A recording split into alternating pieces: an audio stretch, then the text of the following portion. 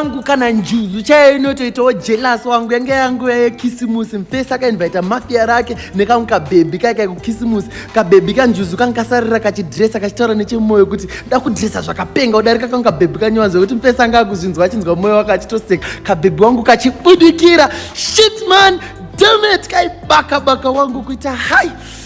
Ngademe ndachema zvangu kakanaka zvoti even Mfesi wangu akatinzwa kuti kabhebhi aka even kanga wakatarisana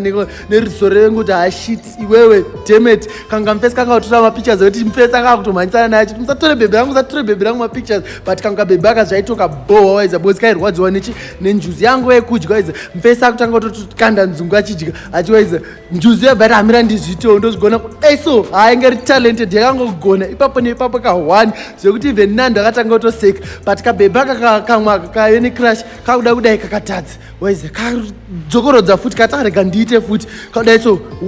kabva kaita se kabva katadza zvekuti Mfesi angati hamira nditese mina ndikudzidzisa unodai so bata rest yako bva wakanda kasinga mukati kudaiwo, but kangoramba kachitadza, but njuzi waize yakutaura nechemwoyo kuti man ari ngoramba achimudzidzisa but nini ndingogona 1 na 1, but kainakirwa nemasinga aramba achingoita, but Mfesi akatanga kutozvinzwa kabhebhi kachitaura nechemwoyo akatanga kutoseka waize kudai manheru mwana bva akiswa wangu abvanzi muromo watora vese padheni paipayo manheru waiza njuzi ubva yabuda panze chimhanya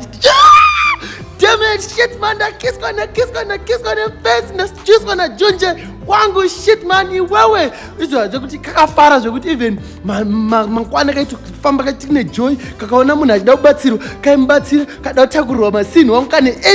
energy wangu akaita kufamba kaona munhu ada kutakurirwa futi munhu ane nhumba ada kutakurirwa komutakurira, kakaona munhu ada kubatsirwa masini komubatsira wangu kaiva nemufaro kaigara kachingosmaila kachinzwa energy wangu kaita kufara kudai kaona munhu ada kubatsirwa